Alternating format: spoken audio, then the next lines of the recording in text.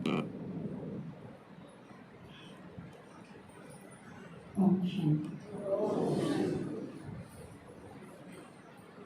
सुना स्वामी विवेकानंद के बारे में। दोनों चीज सुनी आज क्लास में आपने कि आप हिंदू हो, इस पर भी आपने फक्र होना चाहिए। आदि सनातन देवी देवता धर्म के हो और भारतीय हो, इस बात पर भी, क्योंकि बाबा भी कई बार मुरलिया में कह रहा है कि जितनी भगवान की महिमा है उतनी भारत की भी महिमा है। विदेशी जो ज्ञान में आए हैं वो तरस जाए हैं इस चीज का कि हम भारत में क्यों नहीं पैदा हुए। और दूसरी चीज कितनी मुश्किल हो रहा उन्हें, आप जो भारत में पैदा हुए हो उन्हें नेचुरल रूप से बहुत सारी चीज मिली है जिन खातर कोई प्रयास नहीं करना पड़ता। आपको विदेशियों में हर चीज खातर प्रयास करना पड़ता। जैसे क्लास में आपने सुना कि आप खान पान की शुद्धि खातर भी आपने कितनी मेहनत करनी पड़ा है, सुनना पड़ा है, आलोचना भी सुननी पड़ा है, टीका टिप्पणी भी सुननी पड़ा है, और भी बहुत सारी चीज रोज रोज। उसके बाद आप खान पान की शुद्धि तक भी पहुंच पाओ, मतलब हर चीज पे एक अंगाहा। लेकिन फिर भी आपके पास बहुत सारी युक्ति है समझाने की। जैसे प्याज लहसुन के ऊपर एक कोई कव है तो आप उल्टा उन्हें समझा सको कि फिर हम सवामणी में क्यों नहीं यूज करते। धरती में कहीं तो पैदा हुई है, अच्छी चीज है, तो फिर बढ़ती रहो, उस दिन क्यों नहीं यूज करते, श्राद्धों में क्यों नहीं यूज करते, नवरात्रा में क्यों नहीं यूज करते। क्योंकि आपके अपने घर में ऐसे बहुत सारे ओकेजन मिल जाएंगे जिसमें आप इन सारी चीज़ें अवॉइड करोगे। तो यह चीज़ उनके भी समझ में आओगे, इतनी अच्छी चीज़ है तो उस टाइम भी यूज होनी चाहिए, और खराब चीज़ है तो जो चीज़ मंगलवार में खराब है वह बुधवार में बढ़िया फिक्र हो जाए। तो आप समझा सको 9 दिन खराब है वह चीज़ तो 10वें दिन बढ़िया फिक्र हो जाएगी। तो ये बहुत सारे तर्क हैं आपके पास, आप समझा सको। पर आप सोचो उन विदेशियों का जो लोग रेगुलर मीट खाए हैं, जिनका रेगुलर नेचुरल है यह चीज। आप उन लोगों की सोचो चावल और मछली जो इस ढंग से खावे हैं कि जिस ढंग से आप रोटी खाओ हो। प्याज और लहसुन तो कोई खास बात को नहीं है, वो तो आप एक मसाले के तौर पर डालो हो सब्जी में, अवॉइड करा जा सकता है। लेकिन आप जो रोटी खाओ हो, अगर आपसे कह दिया जाए कि रोटी की दाल कर दो तो सोचने की जरूरत नहीं पड़ेगी कि फिर हम की खावा। एक बार अपनी बीना बहन गए थे विदेश में, उस देश में पहली बार शुरू करा था ज्ञान सुनाना। गई वो, उन्हें सुनाया, कुछ एक भाई बहन आना शुरू हो गई। तो महीना 2 महीना हो गया उन्हें, तो उसने सोची कि मैं इन्हें खान पान की शुद्धि के बारे में बताऊं। तो उसने बताया कि आपने ये चीज़ शुद्धि रखनी है।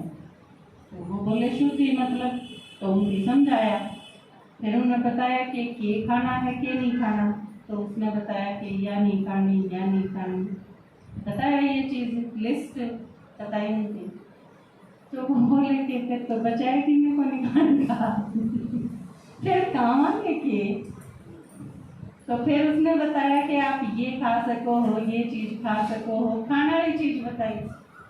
तो खाने वाली चीज़ तो बनानी पड़े।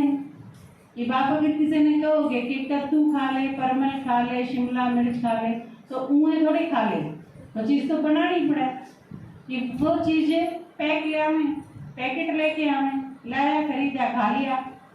आपने देखा कोरोना काल में उन 2 सालों में भारत आगे चुनौती का सामना क्यों नहीं करना पड़ा?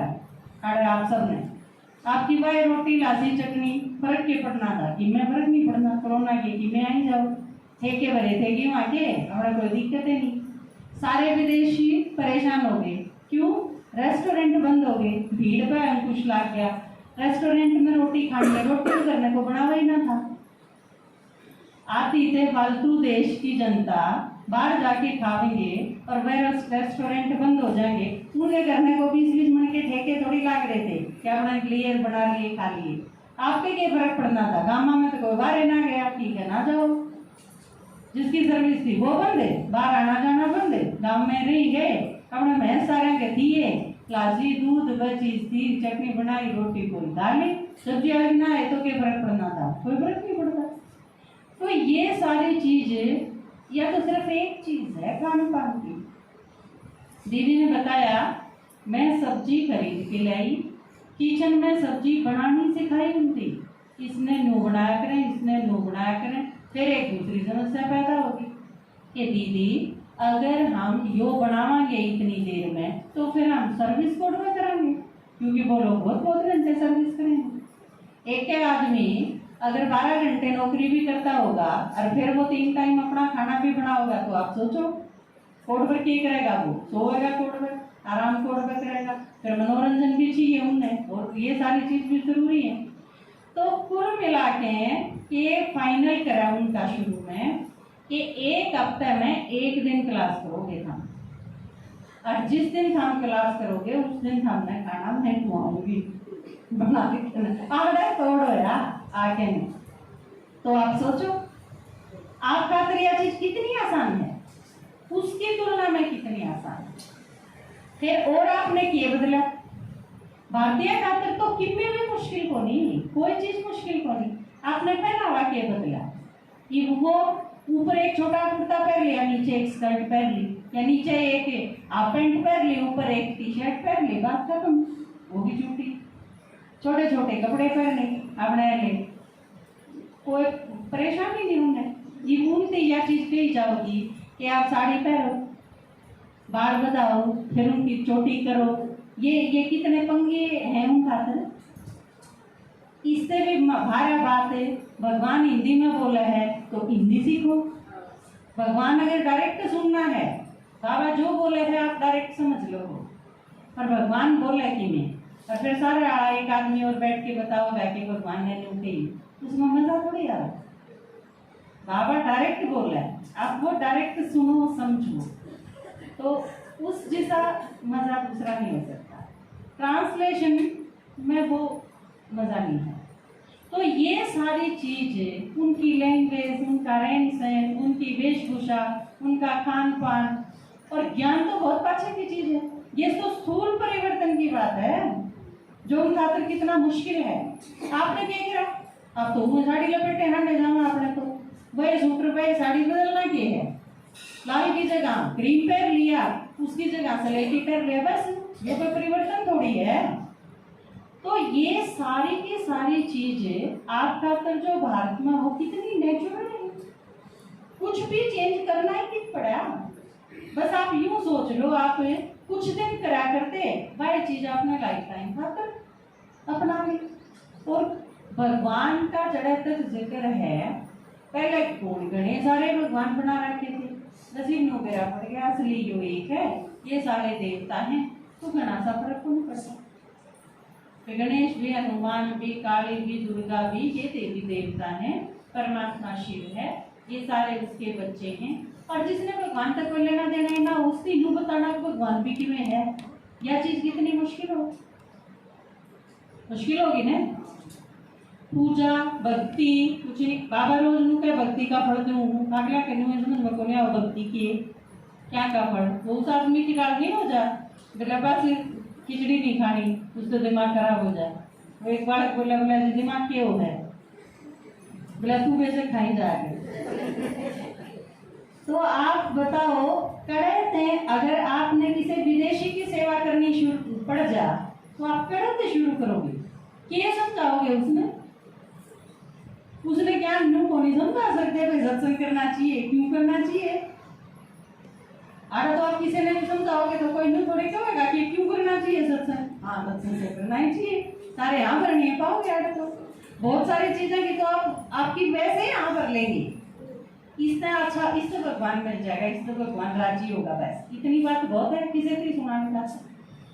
तो आम भारत में हम पूर्व और पश्चिम का वो गीत 100% सही है कि मैं भारत का वासी हूँ, इस चीज पर गर्व होना चाहिए।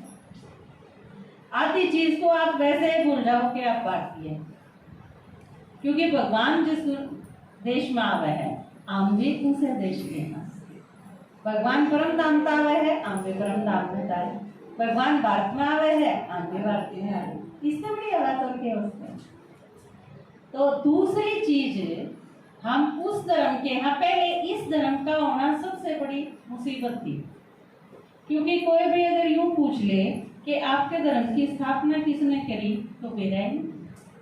किसी क्रिश्चियन से पूछोगे तो बता देगा, मुसलमान से पूछोगे तो भी बता देगा, किसी से भी पूछोगे तो बता देंगे। लेकिन अगर किसी भी हिंदू से अगर पूछा जाए कि आपका धर्म कौन सा है, बेरा ही कोई। सनातन धर्म भी कब है, कोई कोई हिंदू धर्म भी कब है, दोनों एक हैं, किनारे किनारे हैं। तो किसने स्थापन करा, इस पर आ जा तो और है रासा, क्योंकि बेरा ही कोनी किसने स्थापन करा, कब स्थापन करा। तो बहुत सारे रोड़ेगी। ये जब इस चीज का पता चला कि ये धर्म परमात्मा ने स्थापन करा, और परमात्मा ने जो स्थापन करा वो पूरे 5000 साल जाए, बाकी सारे तो बाबा की तो ऐसा कर बोलिया में बाई प्लाट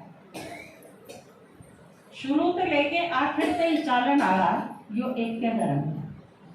तो हम इस धर्म के यहाँ, और यो धर्म कौन सा है जो सारी दुनिया का गाइड बना, सारी दुनिया ने जो रास्ता देखा हुआ है, मार्गदर्शक बनाया, वो यो धर्म। तो इन दोनों चीजों पे जो गर्व करने की बात कही गई, स्वामी विवेकानंद ने यही चीज जागी, यही सिखाई, क्योंकि भारत उस टाइम में गुलाम था। एक तो वो गुलाम थे, दूसरा अपने धर्म के बारे में बेरा क्या ही कहानी, तो कोई किन्ने कह दो जो हमारे पर राज करे, हमारे देश में आ रहे, हमारा ही मजाक उड़ा में, हमारी ही आलोचना करे, तर आलोचना भी सुननी पड़े, मजाक भी सहन करना पड़े, क्योंकि बेरा की में कोई असलियत बेरा हो तो उनकी जवाब भी दे दे, पर जिसने बेरा है ना वो की जवाब दे। अब देखो इनके भगवान, एक कुंजड़ा भगवान, एक गणेश ईसा सर का भगवान, माता देख लो आप सारे, किसी का मुंडा की माला, किसी का, तो कितनी सारी आलोचना उस टाइम होया कर दी। तो ये सारी चीज एक पता चल जा है जब या यो काम करा स्वामी विवेकानंद, नहीं तो इतनी हिम्मत करना एक गुलाम देश का आदमी होके ने, और बार उन सारे के बीच में आप सारे क्या करो, अपना ही अनुभव जब आपकी सुनाने की कही जा है, तो आप लोग को होना ना मैं नहीं बोलूँ। और एक पराधीन देश में जानिए आदमी, और इसका झंडा गाड़ के आवे, तो ये कितनी बड़ी बात है। तोड़ो कारा तोड़ो जो एक बुक है, वो जीवनी है स्वामी विवेकानंद। वो आपके बच्चे अगर पढ़ने के लायक हैं, मेरे ख्याल से 7वीं 8 छठी तो ऊपर 7वीं 8वीं क्लास से लेके मैं, और MA PhD से कुछ भी करें हम, हर बच्चे ने जरूर पढ़नी चाहिए। बल्कि मैं तो चाहूंगी कि हर बच्चे का माँ बाप भी जरूर पढ़े जिसने पढ़ना आता, क्योंकि उससे आपने यूं पता चलेगा कि बच्चा की पालना क्यों कर करी जानी चाहिए। बहुत सारे माँ बाप किसे हैं, देखे हैं, रोज देखा, माँ बाप बिल्कुल सही है कि माँ बाप बनने के काबिल ही नहीं है, बच्चे पैदा कर दिए, पर सही में माँ बाप बनना नहीं आया, क्योंकि माँ बाप बनना बहुत बड़ी जिम्मेवारी है। ऊँए नहीं है, गाय भैंस थोड़ी है कि आपके बच्चे पैदा हो गए बड़े हो जाओगे। आपके बच्चे अगर बड़े हो गए, सही संस्कार नहीं मिले, तो आतंकवादी बनेंगे। गाय भैंस के बच्चे कौन बनाए? लेकिन यह बहुत खतरनाक चीज है, ये तो सारे आतंकवादी हैं, ये किसी के बालक हैं, पैदा करे किसी ने, बच्चे हैं, इनकी पालना ढंग से नहीं हुई। ये भी एक आदमी है, इनका है केरल का राज्यपाल है, उसने कही थी यह चीज, कल परसों उसकी स्पीच सुना थे, तो उस आदमी ने कही कि 14 साल से नीचे कोई भी बच्चा मदरसे में भेजा नहीं जाना चाहिए, नहीं तो वो आतंकवादी बनेगा, खतरनाक है। 14 साल से ऊपर जब वो समझने के लायक हो जा तो भले आप भेज दो, नहीं तो कोई बच्चा मदरसे में भेजा नहीं जाना चाहिए। उस आदमी का बयान था। तो यार आड़े मैं देखू हूँ बहुत सारे माँ बापा ने न्यू ही को नहीं भेजा, हमारे बालक पढ़े दूसरी क्लास में, पालना तो बहुत दूर की बात है। और विश्वनाथ जो स्वामी विवेकानंद का पिता था, वो बहुत बिजी आदमी था। यूनी के फुर्सत थी उसने कि मैं काम को नहीं करा करता, अड़ा अपने किराड़ा कौन था, बिहारी धान ला देंगे घर बैठे बैठे होगा पी जाएंगे, सारे साल और करना कि होगा पीना और ताश खेलना, सही सही 2-4 गांठ मार देंगे, घर आके मैं 2-4 रुपए दंगा कर देंगे, है बीच का दारू पी लेंगे, इसका सिवा और कोई काम को नहीं ज्यादातर में। तो वो आदमी इतना बिजी था, लेकिन उसके बावजूद अपने बालक की एक एक चीज पे अटेंशन होना मायने रखता था। माँ भी कोई ढाली कौन थी, खूब धार्मिक महिला थी, दान पुण्य सारी चीज़ों में रुचि थी। बहुत सारे उनके कई रिश्तेदार भी रहा करते घर में, बहुत बड़ा परिवार था, नौकर चाकर थे 10-12, धनाढ़ घर था स्वामी विवेकानंद का। जब पैदा हुए तो बाद में गरीबी का सामना करना पड़ा, तो धोखा हो गया उसके पिता के साथ है और उसे सच में उसकी जान गई। तो जब छोटा था तो इतना ध्यान, और क्या किया था उसने, आपस में जब बच्चे खेल रहे थे तो यूं नहीं क्या करें, अबे जो आप कई बार यूज नहीं करता, चुप बे, यूं जिस तरह कह दिया करें बच्चे आपस में, तो उसने ही कहा। दूसरा लड़का ने भी, दूसरा लड़का थोड़ा सा बड़ा था जिस दिन उसने कही, मैं बोला मैं शिकायत कर दूंगा, उसके मुंह नहीं समझ में क्या की शिकायत कर देगा, उसने उसकी माँ से जाके बता दिया। माँ भी थोड़ी चिंतित रही शाम तक, लेकिन शाम में इतना खाना नहीं खा रही है, इतने ठीक ठाक सारे काम नहीं निपटा रही है, इतने नहीं बताई उसने। आप होंगे तो क्या करो तुरंत जब गई, क्योंकि कई बार क्या है आगे भी समझ ना हो है, बाहर से कोई आदमी काम धंधा करके आया है, इतना उसने आके रोटी नहीं खा ली, उससे पहले उसके घर पर चढ़ जाए, उन्हें टूट के ना खाने दे, पहले कड़ाई अपनी सुना के, यह भी कोई ऐसा नहीं होती। कोई बात है तो वो जहन करना आना चाहिए, अंदर रखो उसने, जब तक उसका सही टाइम नहीं आया। तो शाम में जब सोने का टाइम हुआ तो उसने बताई कि उसके घर का नाम बिले था, दोस्ता का नाम नरेन था, जैसे नरेंद्र नाथ दत्त था, और सन्यासी बना पक्षा उनका नाम स्वामी विवेकानंद रखा गया। तो यह चीज जब हुई कि बिले गाय दी उसने अपशब्द बोले, तो उसके बाद ने भी आश्चर्य हुआ, तो बोला बुला के लाओ उसने, तो बोले आराम तो पूछिए डांटिए ना, तो बुला के लाई, तो वो बोले कि तने अपशब्द कहे, दूसरा भाई थे, बोला नहीं बाबा, उसके भी नो है, एक तो कहा ऊपर तो झूठ भी बोला, नाटे है पूछू तो उसने और थोड़ा सा आक्रोश आ गया, तो ये बोला तने इनू नहीं गई, तो वो बोला कि अच्छा यो अपशब्द तो है कि बाबा, तो उसने मुँह बंद करा था, इसमें गाली क्या करेंगे, तो ये बोला मैं जिस स्कूल में पढ़ने जाऊँ हूँ उड़ो तो सब यो ही है, हमारे गुरु जी भी यही कहूँ। जब विश्वनाथ के झटका लगा कि मैं इसने पढ़ने खातर भेजू हूँ, यो मैं गलत चीज सीख के आवे है, तो इससे बड़ी बाहर भेजने का फायदा क्या है। बस उसे दिन तुरंत डिसीजन लिया, बाहर नहीं पढ़ने जाऊंगा, मैं घर ही पढ़ाऊंगा, करना पड़ा है। अब 1-2 साल नहीं 10वीं तक करना पड़ा।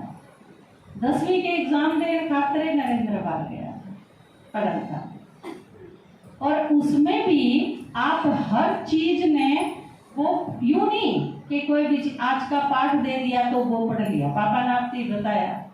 एकाग्रता उनकी इतनी गजब की थी, एक लाइब्रेरियन था उनके कॉलेज में, तो कॉलेज में गए जब उनकी आदत थी कि एक किताब ली, इशू करवाई और घर में ले आई, अगले दिन वह किताब वापस दे दी, दूसरी किताब इशू करवाई। वो लाइब्रेरियन था, वो ने बोला अभी किताब ढूंढ का कोई शौक है, नूनते नूने। अब उसने सोचा यूं बालक दिखावा गणा करे है, पढ़ना लिखना कि मैं है नहीं, क्योंकि इतनी मोटी मोटी बुक ले जाने लग रहा है तो पढ़ता की होगा ये, रोज अगले दिन तो उल्टी लिया हुआ है उसने। तो उसने उससे ही कह दी, तो वो उस दिन जो बुक ले रहा था उसने पकड़ा दी उसने ही। तो उन्होंने बोला यार तूने पढ़ ली? बोला हाँ पढ़ ली। तो उन्होंने बोला आके पूछ लो आपके की में शक है तो उसने 5-4 जगह तक पूछा तो उसने वो सारा बता दिया।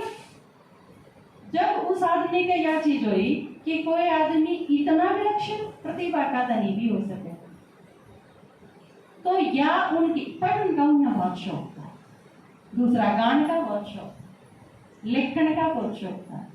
उनके पिता जिस विश्वनाथ थे वो खुद बहुत अच्छे लेखक थे, बहुत सारी कविता और बहुत सारी बुक लिखी उन्होंने।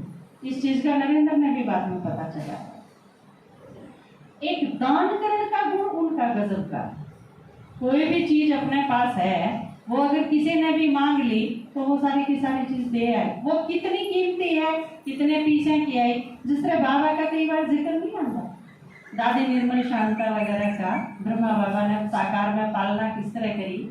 तो कई बार मैं जीवन का नहीं पढ़ूं, तोड़ो करा तोड़ो पढ़ी, तो मैंने कई बार कई जगह सिमिलरिटी लगे। बाबा का जो पालना करने का तरीका था वो मैंने बिल्कुल सेम लगा, बिल्कुल इसी तरह की पालना मैंने उनकी पढ़ी थी, देखी थी। रविंद्रनाथ टैगोर, और जो 14 बच्चे थे, 14वें नंबर पर थे रविंद्रनाथ ठाकुर, जिन्हें गीतांजलि लिखी और जिस पे पुरस्कार मिला।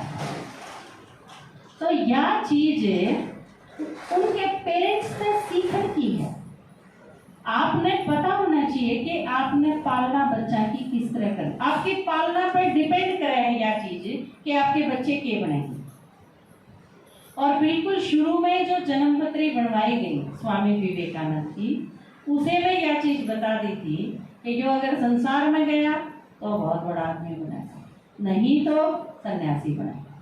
जैसे महात्मा बुद्ध के बारे में थी भविष्यवाणी सेम कि या तो ये चक्रवर्ती राजा बनेगा अगर संसार में गया तो, या फिर ये सन्यासी बनेगा। और स्वामी विवेकानंद का सन्यास का प्रति इतना ज्यादा अटैचमेंट था बचपन से, और निर्भय इतने थे वे कि डर नाम की चीज का पता ही कौन था। छोटे बच्चे थे, जिस तरह एक बार बाग में अमरूद वगैरह तोड़न खातर गए थे, साथी थे उनके बहुत सारे, तो वो बाग वाला आ गया, उसने कही कि इस पेड़ पर तो भूत रहा है, तो सारे पेड़ पर चढ़ रहे थे, सारे बालक उतर के भाग गए। थोड़ी देर बाद उसने देखे कि एक तो रह है ऊपर, तो उसने कहा कि तू क्यों नहीं गया उनके साथ? तो उसने कहा मैं भूत देखने खातर रुक गया। राम अमरूद पर थोड़ा भूत तो आते ही नहीं देखा, तो मैं तो भूत की बात देखूं, वो कोड़बरसी होगा ये बागा के करे।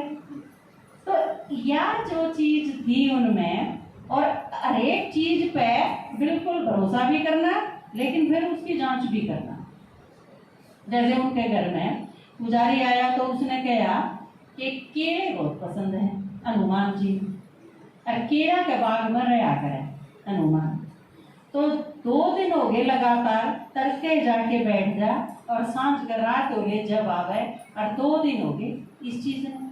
उसकी माँ ने पूछा कि आजकल तू रवे कितने सारा दिन, दूसरे दिन मुंह लटकाई आया शाम में, तो लोग बोला पुजारी झूठ बोल रहे। उसकी माँ ने पूछा भाई क्यों?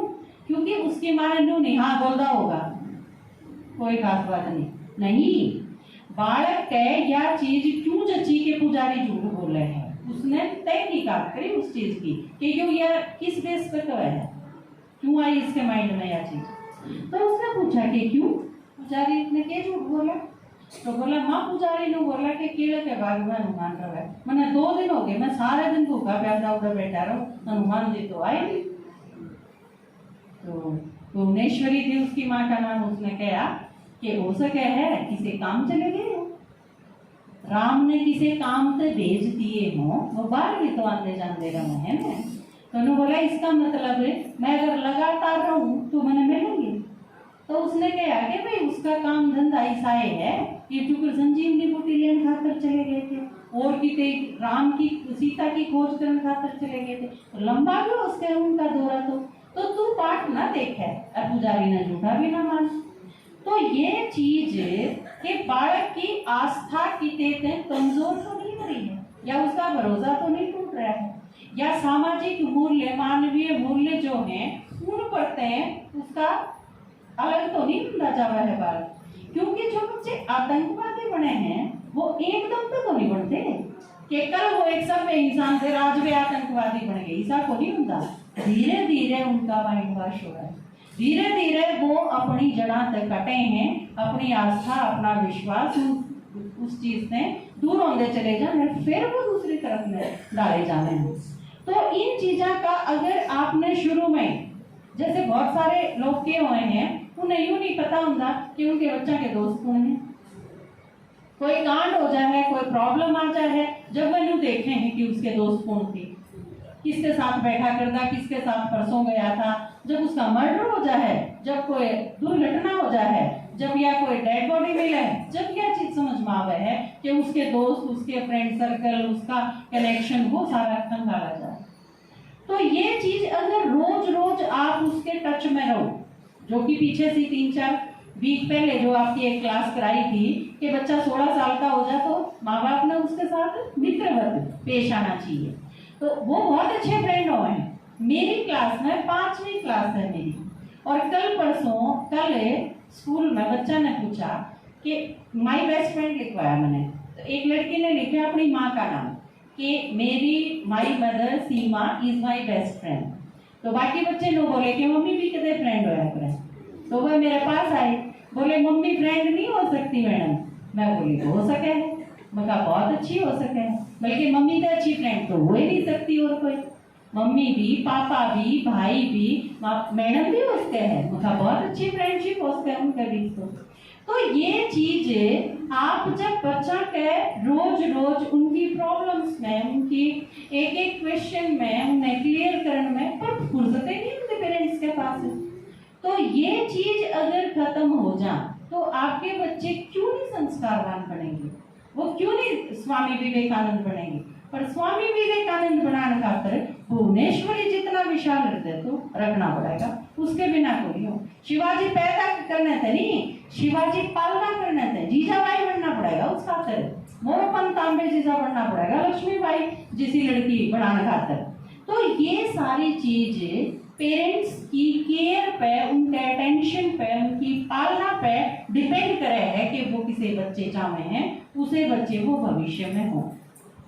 तो संन्यास के प्रति उनका बहुत ज्यादा लगाव, बल्कि वो देखा करते बहुत अच्छे, पापा ने बताया ना 50 साल बाद योगानंद ने आना है, यह चीज उन्होंने बताई, क्योंकि वो बहुत अच्छे भविष्य वक्ता थे, ज्योतिष के बारे में उनके बहुत ज्यादा ज्ञान था। अपने सारे फ्रेंड सर्कल में भी वो सबका हाथ देखा करते, अब देखा तेरा, देखा तेरा, सबका हाथ देख के ने, और वो क्या करते कि देखो मेरे है यह रेखा, और यह सन्यास की रेखा है, मैं सन्यासी बनूंगा, थारे में तो किसी के हाथ में नहीं है, हम नहीं बनो। तो इस चीज के प्रति इतना उमंग उत्साह था उनके भीतर, और उनकी माँ ने देखा, अनुमान से जब दूर हट गए तो क्या कि मैं किसकी पूजा करूं, एक दिन भी ऐसा नहीं कि मैं इष्ट किसने बनाऊं। अनुमान तो बाहर रहे हैं, उसकी तो आउटिंग बहुत रहे है, मिले ही नहीं गा, तो इसे इष्ट का मैं क्या करूं। तो माँ मैं किसकी पूजा करूं, तो माँ ने कहा कि तू राम की पूजा कर, राम तो करा ही रहे है, तू राम की कर। राम ने इष्ट बना ले। कुछ टाइम के बाद उसने भी प्रॉब्लम आ गई इसने, तो उसने कही कि राम तो गृहस्थी है, राम भगवान क्यों करो उसके। तो बोले कि वो बोला वो तो रोवे है, वाई प्रॉब्लम, कि वो उसने रोना भी पड़ा, वो दुखी भी होया, 14 साल का वनवास भी होया, ये सारी, तो वो मेरा इष्ट नहीं हो सकता। और धीरे धीरे एट लास्ट भुवनेश्वरी ने उसकी के कहना पड़ा, अब तू शिव की आराधना कर। हालांकि वह दिखा में है दुविधा उसकी कि वह नहीं चाह रही थी शिव की आराधना करने का, उसने ही सुझाव दी, क्योंकि उसने बेरा था शिव की आराधना का मतलब है जो धीरे धीरे संन्यास की तरफ जान लगे, गृहस्थी ते भी और चीजा ते भी इसका जुड़ाव है वो खत्म होता जाए है और ये धीरे धीरे उसे से, पर उसके पास और कोई ऑप्शन नहीं था क्योंकि शिव ने छोड़ के, वह खुद शिव की भक्त थी गॉड। तो लास्ट में उसने शिव की आराधना करी और बचपन में एक चीज जो उनमें खास थी, ध्यान करने की। वो जन्मजात योगी, जिसने क्या करें, पापा कई बार आपने सुनाया करें, तो वो बाय बर्थ थे योगी, योग सीखा नहीं। ध्यान, मेडिटेशन, एकाग्रता जिसने अंतर्मुखी होके ने एक ही आत्म स्थित होना जो बाबा बतावे है। हालांकि परमात्मा का परिचय विवेकानंद ने नहीं था, लेकिन एक परमात्मा कोई है, ज्योति बिंदु है, और उसके ध्यान में एकाग्र होके बैठना, या जो चीज थी या उनमें बचपन से, बिल्कुल छोटे से थे उस टाइम पे। बल्कि एक बार तो ऐसा होया कि जिस कमरे में बैठ के ध्यान करेंगे, और ध्यान करना उनके घर में कोई एबनॉर्मल चीज को नहीं थी, और बच्चे जब सारे खेलते तो उनका पसंदीदा गेम होया करता कि चलो चलो सारे ध्यान का खेल कराएंगे। तो ध्यान का भी खेल हुआ है, और एक दो दोस्त थे उनके, उन्होंने भी ध्यान का खेल होता हुआ है। ध्यान का भी सारे चुपचाप आंख मूंद करके ने और अपने बैठ जाओ पद्मासन में, हो गया बैठ जाओ और बैठे रहो, भैया के खेल होया बच्चे आपस में। तो लेकिन उन्हें वह चुप कर बड़े होया करते, हाँ हाँ हूँ नहीं मचाओगे, बोले नहीं के, सब शांत होके बैठ जाएंगे, और इनका कि मैं हो ना हो मेरा ध्यान तो हो ही जाता, क्योंकि उन्हें खुद का, तो खुद उस स्थिति में 2 घंटे 3 घंटे 4 घंटे उनका कर कोई मायने नहीं रखती थी वो चीज। तो यह चीज बचपन में थी उनकी। तो एक बार क्या होया कि बैठे थे लड़के सारे खेले थे धुएं, और बहुत बड़ा सांप घुस गया। नौकर था वो पीछे पीछे आया और किस कमरे में घुस गया, उस कमरे में सारे बच्चे थे। तो उसने क्या, सांप है अंदर, तो सारे बालक तो भाग गए। नौकर ने देखा भी सारे बच्चे बाहर चले गए, तो ईद सांप ने ढूंढा गया। कुछ देर के बाद उसने पता चला कि वो तो रह गए, नरेंद्र तो भीतरे है कमरे में, क्योंकि वो ध्यान में स्थित थे उस टाइम, और उन्हें पता ही नहीं चला कि सारे बालक कदम के बाहर चले गए, क्यों है कुछ नहीं पता। और धीरे धीरे जब उसकी माँ ने बुला के लाई, उसकी माँ भी थोड़ी सी चिंतित होगी कि सांप है अंदर, और बालक भी भीतरे है, उसके पास आई और उसने वो ही लाया कि सांप है, सांप ढूंढना है, उठ जा।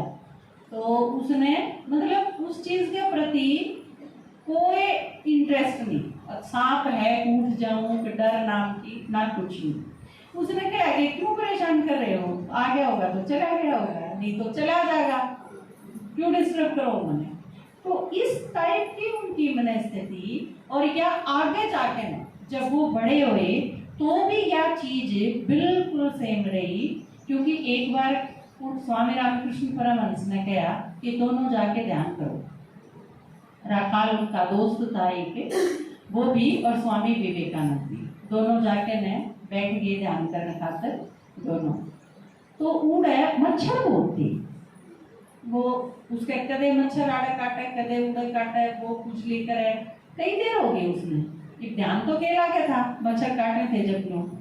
तो वो डिस्टर्ब होके ने कुछ टाइम तो बैठा रहा, वो कोशिश करी उसने, फिर ध्यान तो लगा नहीं। फिर उसने आँख खोली और देखा कि देखूं नरेंद्र के तरह है, वो भी परेशान हो रहा है, मच्छर तो उसने भी काटते होंगे।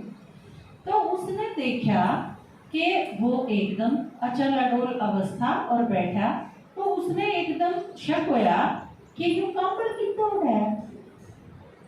नरेंद्र आए तो हम दोनों थे, खाली हाथ आए थे, इसके तो कंबल कितना आया। उस स्वामी विवेकानंद के ऊपर इतने मच्छर बैठे थे कि उसने कंबल की मिसअंडरस्टैंडिंग हुई, उसके यूं हो गया कि इतने मच्छर थे लेकिन किसी चीज का कोई प्रभाव नहीं। एकदम एकाग्र होना, या उन खातर जो बाबा ने को है 1 सेकंड में हर चीज पे फुल स्टॉप और एकाग्र। तो यह जो स्थिति थी यह जन्म सिद्ध थी स्वामी विवेकानंद। बल्कि एक बार पूछा स्वामी रामकृष्ण परमहंस ने कि तू रात में सोते टाइम प्रकाश देखे हैं? तो स्वामी विवेकानंद ने भी कही कि हाँ। उसने कहा कि सोम के टाइम तेरा क्या होया करे? तो जिस तरह ब्रह्मा बाबा का जिक्र आवा है आपने सुना होगा, पढ़ा होगा वो कि आत्मा आत्मा शरीर ने छोड़ के क्यों कर जावे है, यह चीज आपने पढ़ी होगी ना जीवन कहानी में कि बाबा ने साक्षात्कार करा, आत्मा आड़े मस्तक ते छोड़ के नीचे आई, पूरे शरीर में आड़त है और पैर के अंगूठे तक गए। हाँ, उनके चाचा की मूलचंद की उनकी मृत्यु हुई जब, और वो पैर के अंगूठे तक गई और वापस पैर के अंगूठे ने छोड़ती हुई वापस आई आड़े मस्तक तक, और फिर जो पैर के अंगूठे ने छोड़ के ने आंधी गई ना वो मस्तक तक, वो उतना शरीर निष्प्राण होता चला गया और आड़े आके न फिर आत्मा शरीर छोड़ के चली गई। तो स्वामी विवेकानंद का नींद का क्या था कि आत्मा पूरी शरीर में आड़े तक आई, अंगूठे तक प्रकाश एकदम वो देखा करते और वो वापस आड़े ही आड़े आती और फिर वो नींद में चली गई, सो गई। यो जो प्रोसेस था तो उसने पूछा, क्योंकि वो उस खातर यह चीज नॉर्मल थी सोने की प्रक्रिया, तो उसने पूछा कि सब नुए नहीं सोया करते कि उसने क्यों क्या करा कि बाकी ना दिखता, उसने सोचा सब नुए सोते होंगे जो फिर मैं सो।